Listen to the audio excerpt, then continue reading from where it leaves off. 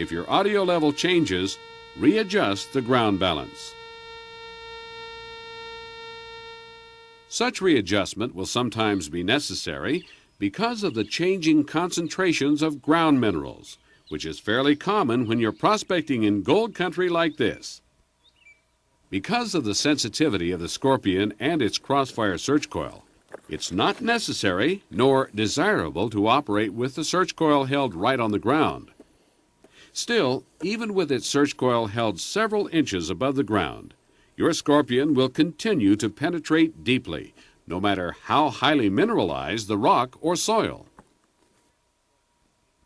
Your Garrett Scorpion came to you equipped with a 5 by 10-inch elliptical crossfire search coil. This type of search coil will reach into narrow spaces where a normal round search coil would not fit. Other sizes of search coils are also available from your Garrett dealer. Now, let's go back into the park with your new detector and look for treasures other than gold nuggets. Scan the search coil at a rate of about 1 to 2 feet per second. Maintain a 1 to 2 inch search coil height above the ground. Walk in a straight line and move the search coil from side to side in front of you.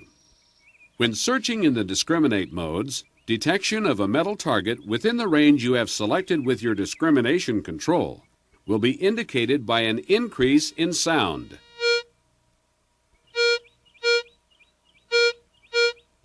Some rejected targets, however, may cause the audio to break up or sound erratic.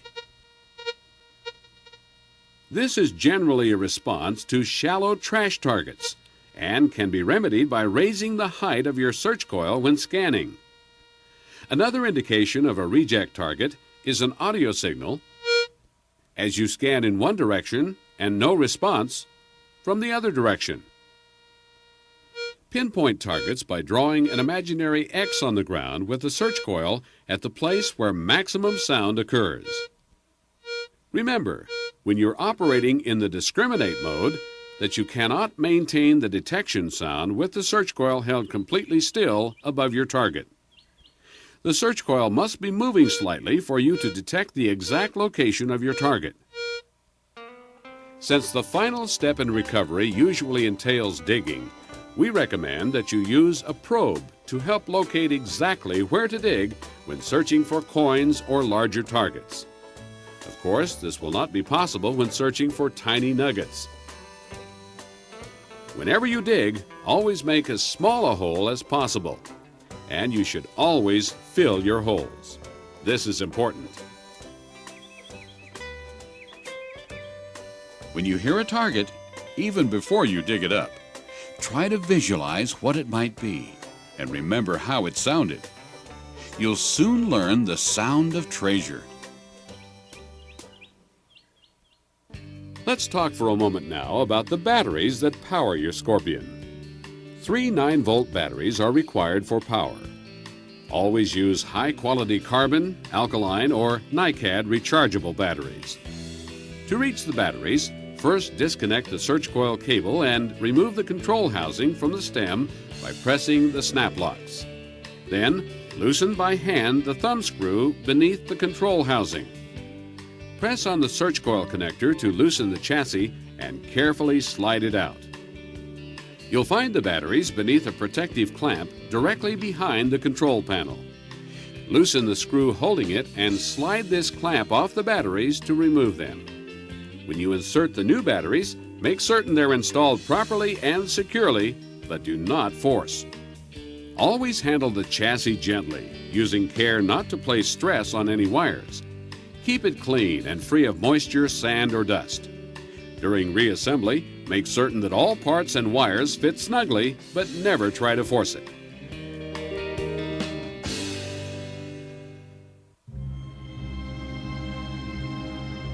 Because so many of you purchased the Scorpion specifically to find gold, we'll close this video by talking about gold hunting generally.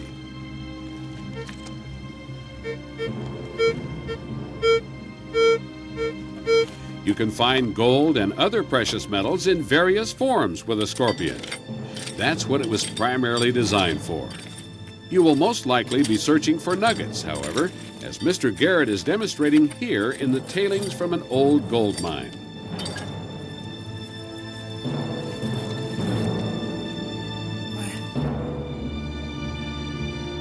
Look, he's just found a beautiful galena specimen with heavy silver content.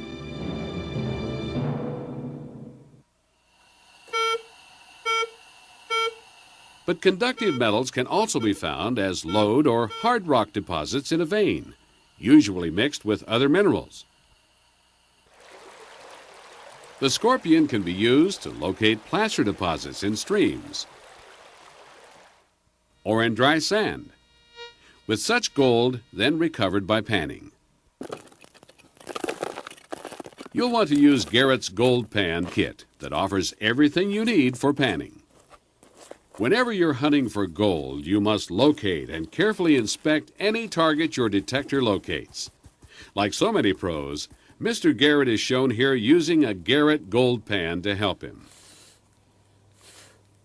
It's only in this manner that you can be successful in using a metal detector to discover precious metal nuggets and ores. Furthermore, when you're hunting with a metal detector, you should always wear headphones no matter what your target. You'll hear all sounds more clearly and even hear more of them. We want to emphasize again, however, that your scorpion should be operated only in the deep-seeking all-metal mode and very precisely ground-balanced if gold is to be found. It simply won't respond as well to tiny nuggets and motion discrimination as it will in the deep-seeking all-metal mode. Hot rocks are a problem for any gold hunter, whether veteran electronic prospector or weekend adventurer. A hot rock can be described as a concentration of iron mineral that causes a detector to recognize it as metal when the instrument is operating in the deep-seeking all-metal mode. When you suspect that you have a signal from a hot rock, locate the target precisely by pinpointing. Then, move your search coil away and move the mode toggle switch to TR Discriminate with your discrimination control set at 0. Now, scan the target again, trying to keep the exact same distance from the ground. If the sound decreases or becomes silent, your target is a hot rock.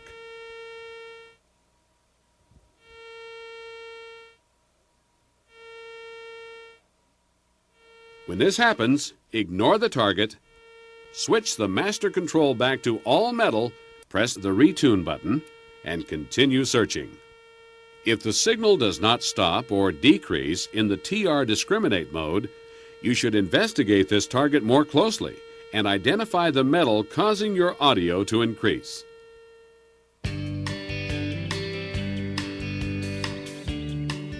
Hard work, patience, and research are 3 of the keys to success in electronic prospecting.